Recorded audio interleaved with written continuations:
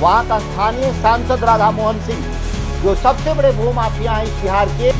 हर क्षेत्र में हमारा देश मजबूत हो और इस दृष्टि से सारी उनकी योजनाएं चलती है और सिर्फ योजना भी नहीं बनाते बल्कि उसका आउटपुट भी देते। बड़े पैमाने पर असामाजिक तत्व हैं और पॉलिटिकल पार्टी के जो ऑर्गेनाइजेशंस हैं उसके भी नेता उसमें।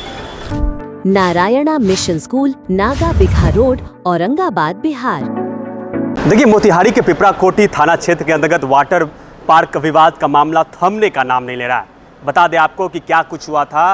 किसानों का कहना है कि ज़मीन उनकी निजी है, जबरन उनसे छीना जा रहा है। तो वही बता दें आपको कि वहाँ के जो प्रशासन ने ज़मीन को सरकारी घोषित कर दिया है और किसान की जमाबंदी को रोक दी है। बता दें, इसको लेकर सुधाकर सिंह है, बक्सर के जो सांसद है सुधाकर सिंह, पिपराकोटी पहुँचे हुए थे। उन्होंने इसमें हस्तक्षेप किया और हस्तक्षेप करने के बाद उन पे एफआईआर दर्ज हुई है। देखिए, एफआईआर दर्ज हुई जिसके बाद सुधाकर सिंह जो है बक्सर के जो सांसद, वो सीधे तरीके से आरोप लगाते हैं कि महात्मा गांधी फाउंडेशन चला के और सिंचाई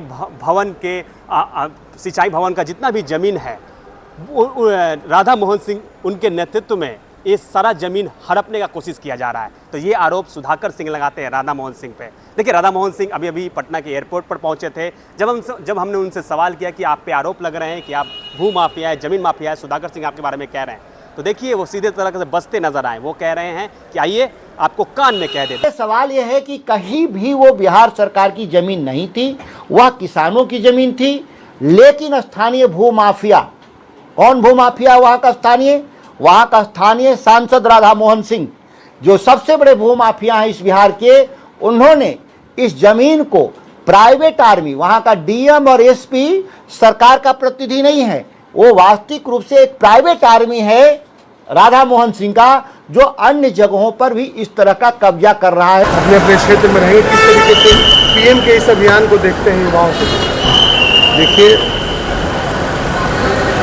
माननीय प्रधानमंत्री जी के 12 वर्षों के कार्यकाल को यदि आप देखेंगे तो सिर्फ उन्होंने शासन का काम नहीं किया, सेवा का काम किया है और राष्ट्र निर्माण के लिए जितने परिश्रम हो सके उन्होंने किया।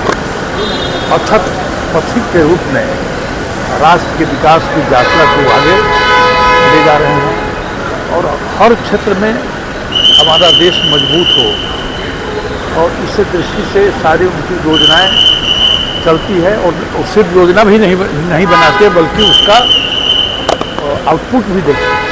तो जितना वो ऐलान करते हैं सबके पीछे उनका भाव ये होता है कि हमारा देश मजबूत हो, हमारा देश सिरमौर बने और लक्ष्य है कि 2047 आते आते एक विकसित भारत का निर्माण हो और उसके जितने तत्व हो सकते हैं उसकी मजबूती के लिए वो काम करें। सर, उपेंद्र कुशवाहा के पुत्र के लिए कहा जा रहा है देवेश जी का इस्तीफा हुआ है, क्या लगता है सर, किस तरीके से इसको देखते हैं आप?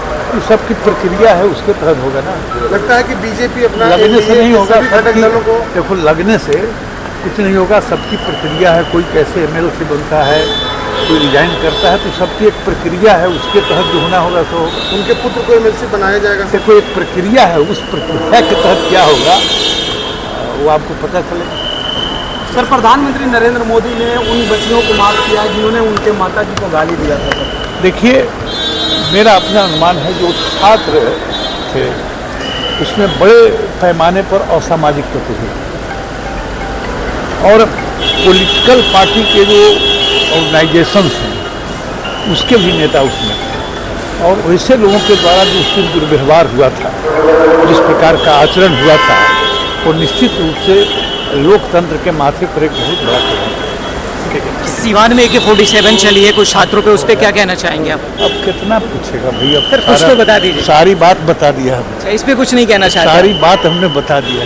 सर आप अलग थे कहें? सर, सुधाकर सिंह ने भी कुछ आरोप लगाए थे आप पे, उस पर कुछ कहना चाहेंगे? जी, उसका जवाब दे चुके हैं।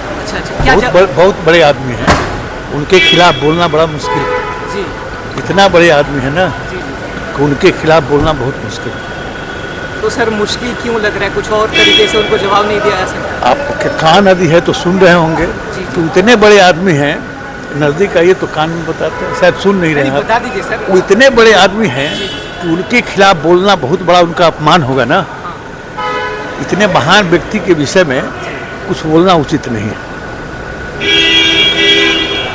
और नज़दीक आइए तो शायद नहीं सुन रहे हैं, तो मैं आपको आवाज़ आ रही है। आ रही है, ठीक है। तो देखिए, सांसद राधा मोहन सिंह, मोतिहारी के सांसद राधा मोहन सिंह से जब सवाल किया गया तो उन्होंने कहा कि आइए आपके कान में बता देते हैं।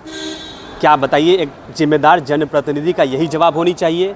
जब हम आपसे सवाल करें कि आप पे आरोप लगे हैं भूमि अधिग्रहण का, तो आप हमें कान में आके बताइए कि आइए हम आपको बताते हैं कान में कि क्या उनके बारे में क्या बड़ी बात है। तो ऐसा जवाब क्या शोभा देता है क्या एक सांसद को?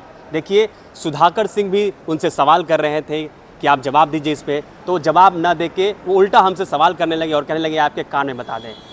कैमरा पर्सन नितिन के साथ मैं आपके साथ अनीस राज, बुलेट न्यूज़ पटना।